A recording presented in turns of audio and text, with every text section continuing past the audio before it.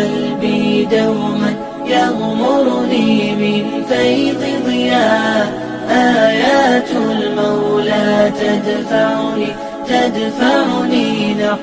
بسم الله الرحمن الرحيم الحمد لله رب العالمين والصلاة والسلام على رسوله الأمين محمد وعلى آله وأصحابه أجمعين. د جمال القرآن د کتاب پنځم لمعه یا پنځم درس د حروف و صفات دی. د حروف د مخارج او د ځایونو د پیژندلو نه وروسته هغه حروف چې کوم کیفیتونو او کوم حالاتو سره د خپل مخرج نه راوځي او ادا کیږي هغې ته صفات وایي. یو حرف مخرج ده او بلې صفت ده.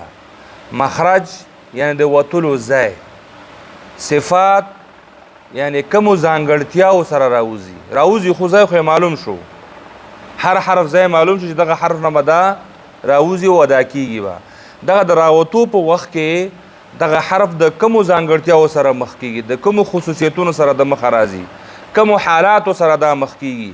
آیا دا حرف به غټ وي که دا به باریک وي؟ دا غټواله او باریکواله دا یو حالت ده، دا یو ځانګړتیا ده. په ځینو حروفو کې به غټواله ځانګړتیا وي، په ځینو کې به باریکواله وي، ځینو کې به آواز جګ وي او ځینو کې به آواز ټیټ وي، ځینې به نرم وي او ځینې به سخت وي، ځینې به زر ادا کیږي او ځینې به زر نه ادا کیږي. دا حالتونه دي. دغو حالاتو مجموعې ته ویل کیږي صفات. یعنی یو حرف چې د کومو حالاتو سره د خپل مخرج نه راوځي هغې ته ویل کیږي صفات. صفات الحروف یعنی د حروف هغه حالاتونه چې د هغو حالاتو سره د خپل مخرج رسي کیږي راوتل پکار دي.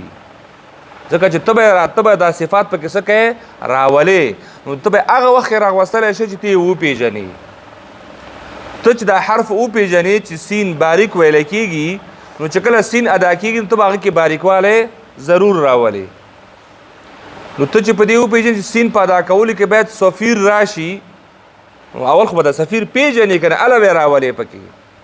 نو دې وجې نه دغو حالاتو دغو کیفیتونو ته صفات وایي. یعنی د کومو کیفیتونو سره چې یو حرف د خپل مخرج نه ادا کیږي هغې ته صفات ویلی کیږي. دغه صفات بیا په دوه قسمه سره دي. ځینې صفات داسې دي چې د هغې وجود په حرف کې ضروري ده، لازمي ده، او د ترک په صورت کې هغه حرف هغه په خپل ځای باندې او مغه شان حرف پاتې کېدلی نشي.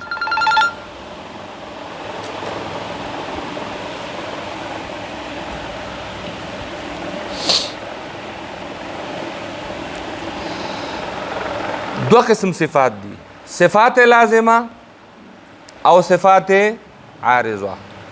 د اول قسم صفات چې دې ته صفات لازمه وایي، د دې نوم نه معلومیږي چې د دې وجود په دې حرف کې لازمي ده.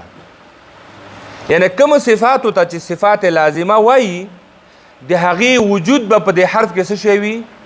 لازمي وي.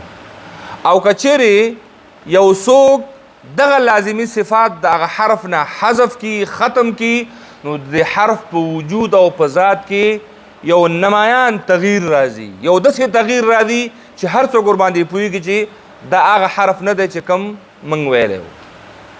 مثلا صاد، که چېرته په صاد کې صفت استعلا حذف شي، صاد بیا صاد نه پاتې کېږي، صاد نه به څه جوړېږي؟ سین به جوړېږي. یا مثلا دال ده یا طا ده یا تا ده، دا هم مخرج حروف دي. اوس تا او طا د یو مخرج نه دا کېدونکي حروف دي، خو تا باریک حرف ده، په دې کې باریکواله لازمي ده. که چېرته ته اوس په دې تا کې د باریکواله په ځای غټواله راوسته، تا په خپل ځای باندې اوس تا پاتې نه شوه، څه چې جوړ شو؟ طا جوړه شوه. اوس که طا کې غټواله صفت ده، دغه غټواله صفت ته نه واخله هغه نه تا جوړېږي. یعنی په هر یو حرف کې غټ والا صفاتونه هغه کې غټ لازمی ده او باریک والا صفاتونو کې هغه کې حروفو کې هغه کې د باریک والا دا لازمی ده. که چېرې دا د خپل ځای نه او د خپل هغه نه تغییر خوري نو دا حرف بیا په خپل ځای باندې باقي نشي پاتې کېدلی. ځکه دې ته وایي صفات لازمه، صفات لازمه، صفات ذاتیه، صفات ممیزه، صفات مقومه، صفات مشترکه، دا ټول نمونه دي. صفات لازمه یعنی دا صفت، دغه ځانګړتیا، دغه خصوصیت په صوت کې دا لازمی ده. دا بل خصوصیت استفعال یو خصوصیت ده، دا په سین کې لازمی ده. دا د سین لپاره ذاتی صفت ده. ذاتیه ورته ځکه وایي که دا ادا نشي د سین ذات څه کېږي؟ ختمیږي، مکمل د منځه ځي. خبر شو؟ مقومه او مشترکه دا هم په معنا د ذاتیه سره راځي. دا مترادف کلمات دي او معنا یې ټول همدغه ده. که چېرې دغه صفتونه ادا نشي نو دا حرف به په خپل حال باندې باقي پاتې نشي. یعنی کم د حرف چې کم خصوصیت ده، د حرف چې کم ذات ده، هغه دغه صفتونو باندې ولاړ ده. که دغه صفتونه ختم شي نو د حرف د خپل ذات نه څه کېږي؟ غورځي. دوهم قسم صفتونه چې دي هغې ته صفات عارضه وایي. څه شی؟ عارضه. دا د لازمه په مقابل کې ده. یعنی دا هغه صفتونه دي چې د نوم نه معلومیږي دا عارضي دي. عارضي شی خو پیژنئ څه معنی عارضي؟ کله وي او کله یو حالت کې شته او په بل حالت کې نشته. بسم الله د لفظ الله دغه کلمه دلته باریک ویل کېږي. اعوذ بالله دلته د لفظ الله باریک شو. الحمدلله دا دلته باریک شو، خو دا دغه ځای پورې خاص ده. همدغه د الله نوم په بل ځای کې راځي نو هلته به ډک وي. لکه ان الله همغه د الله نوم ده. بسم الله کې هم د الله نوم او په ان الله کې هم د الله نوم ده. خو بسم الله کې یو حالت او په ان الله کې بل حالت ده. اعوذ بالله کې یو حالت ده، نصر الله کې بل حالت ده. الحمدلله کې یو حالت ده، هو الله کې هلته بل حالت ده. کنه لفظ خو مغه لفظ ده، ذات کې هیڅ تغییر نه راځي. دې ته ویل کېږي صفات عارضه. یعنی یو حالت کې به یو رقم وي او په بل حالت کې به بل رقم وي. صحیح شو؟ او دې صفات عارضه ته بیا صفات مزینه ورته هم وایي، محسنه ورته هم وایي، محلیه ورته هم وایي. یعنی هغه صفتونه چې د دغې کلمې ډول برابروي. محسنه دي حسن ورته جوړوي، مزینه دي زینت ورته ورکوي. حسن او زینت خو یو شی ده او محلیه هم د هغې په معنا باندې ده. په خبره ورسېدلې؟ دا صفات عارضه دي. یعنی صفات لازمه د حرف ذات تعینوي، د حرف وجود تکمیلوي. او که چېرې دغه صفات لازمه ترک شي هغه حرف کې یا به مکمل د منځه ځي په بل حرف به بدلیږي، او یا کله کله داسې نقصان پکې راشي چې هغه نقصان هم په معنا باندې هم څه کوي؟ تاثیر غورځوي.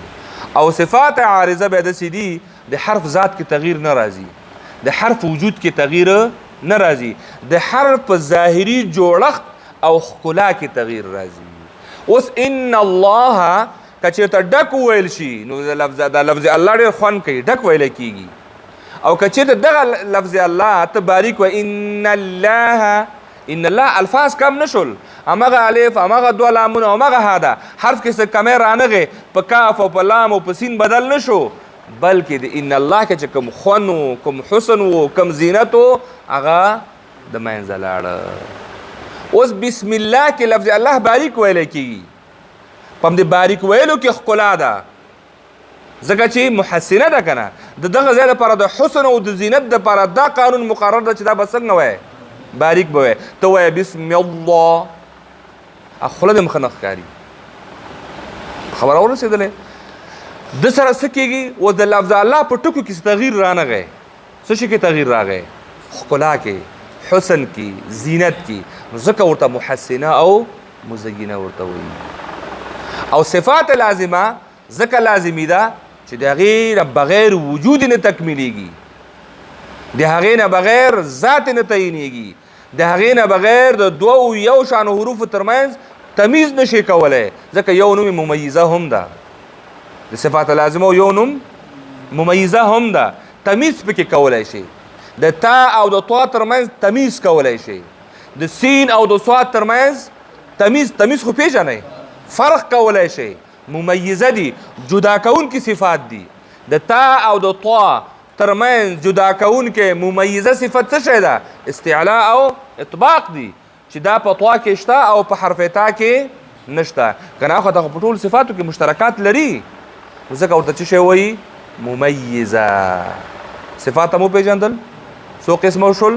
دوه، لازمه او عارضه. لازمه حکم هم بیان شول او نمونه هم بیان شول، عارضه هم بیان شول. دغه صفات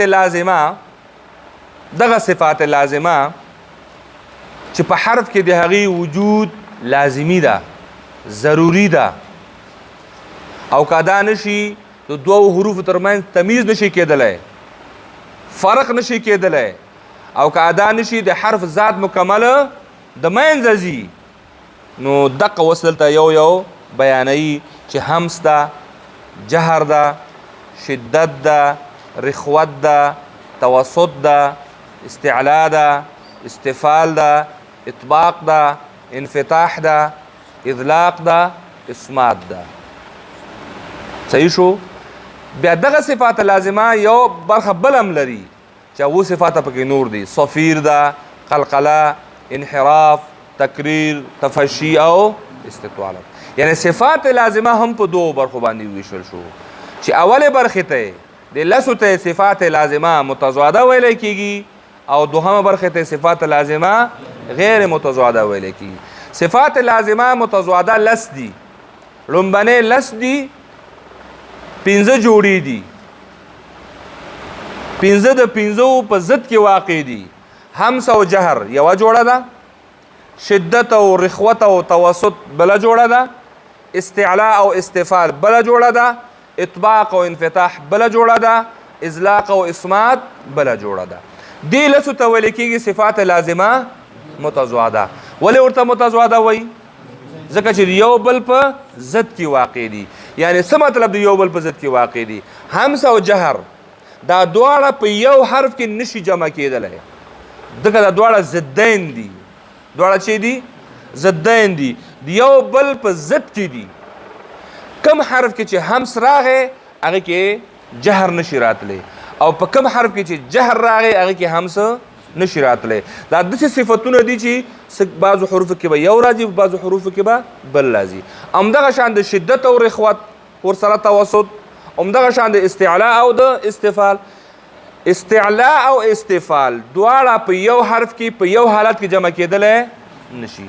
مستعلیه به مستعلیه وي او مستفله به مستفله وي. همدغه شان ټول صفات. خو دغه لس واړه درته یادو متضاد.